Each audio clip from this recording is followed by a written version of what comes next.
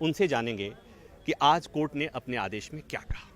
देखिए, आज कोर्ट ने अपने आदेश में सीधे सीधे तौर पे ये कहा, पहली चीज़ कि कोई भी नया केस नहीं डलेगा जब तक कि ये अगली डेट नहीं आ जाती। हेलो दोस्तों, स्वागत है आपका हमारे चैनल NH एजेंसी पर। आज सुप्रीम कोर्ट से बड़ी खबर आई है कि किसी भी मंदिर और मस्जिद के सर्वे का आर्डर नहीं दिया जाएगा और कोई भी नई याचिका निचली अदालतों में दाखिल नहीं की जाएगी। सरकार से भी 4 हफ्ते में जवाब मांगा गया है।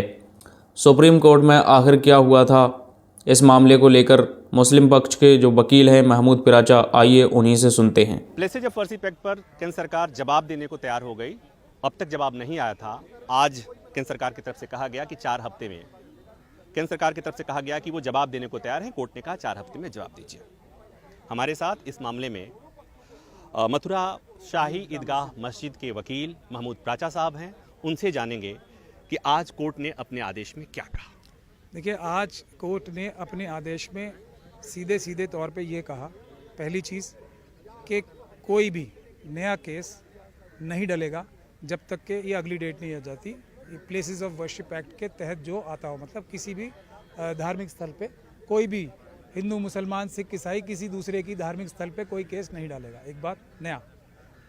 दूसरा कि जो भी कोई भी कोर्ट जिसमें ये मामले लंबित भी हैं, वो कोई भी ना इंटरिम ऑर्डर यानी कि जो टेम्पररी ऑर्डर था वो पास करेगा, ना कोई फाइनल ऑर्डर पास करेगा।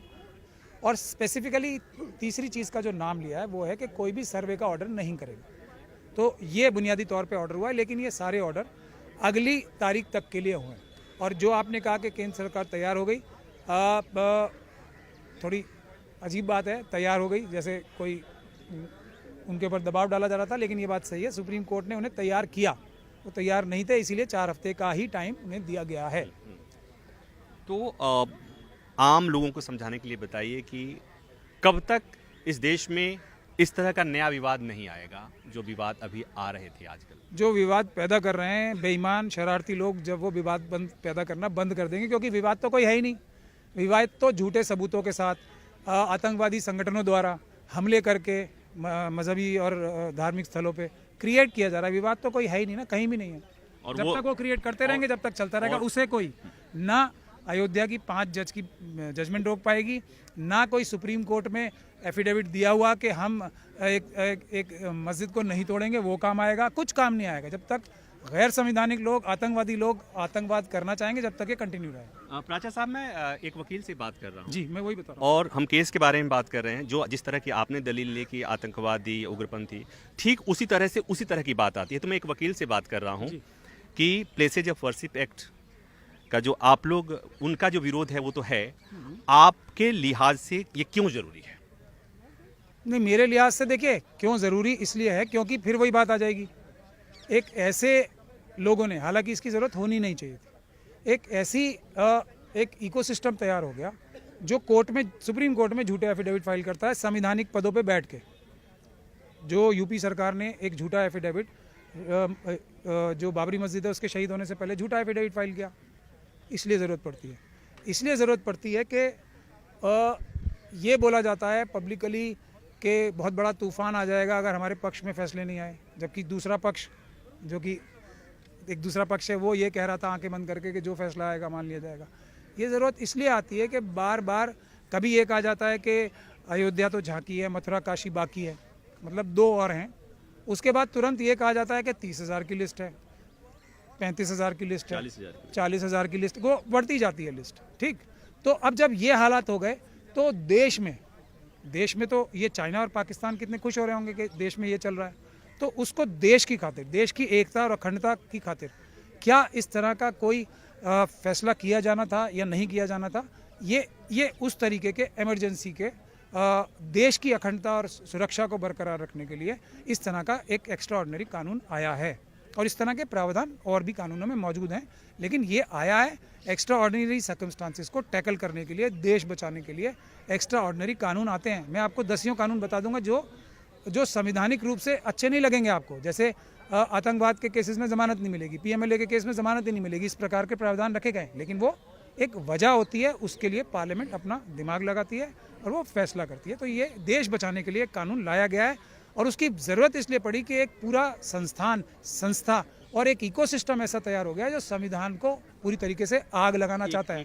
फिजिकली भी लगाया और इफेक्चुअली कॉन्सेप्चुअली भी लगाया। एक वकील वाला सवाल कि जब कोई कानून किसी वर्ग को, किसी समुदाय को, किसी लोग को लगता है कि ये कानून अच्छा नहीं है, तो उस कानून में बदलाव के लिए तो अदालत ही जाया जाता है। तो वो जो गया वो आतंकवादी तो नहीं हो सकता। नहीं, अदालत में जाने का कृत्य है, आतंकवादी कृत्य नहीं है। लेकिन क्या एक आतंकवादी अदालत नहीं जाता है?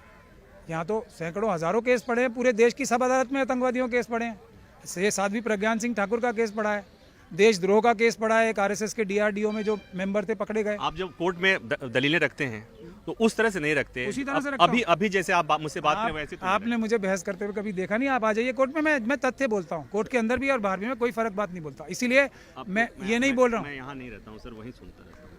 अच्छा, मैं हमेशा ऐसे ही मेरा नाम प्रभाकर मिश्रा है। 20 साल से यहाँ पर 1 दर्जन से ज़्यादा जजों को सीजेआई को बनते बिगड़ते देखा, 50 से ज़्यादा जजों को रिटायर होते हुए देखा, जूनियर वकीलों को सीनियर होते बना, सीनियर वकीलों को हाईकोर्ट के जज बनते सर संजीव चतुर्वेदी साहब के केस में एक ईमानदार ऑफिसर है ना, मेरे ऊपर कंटेम्प्ट लगी थी और वो कंटेम्प्ट का लॉ सेटल हुआ है मेरे केस में। तो मैंने ऐसे ही आर्ग्यू किया था। तो ये प्राचा साहब को टीवी चैनल के में स्टूडियो में बैठ के बहस करने में मजा आता है।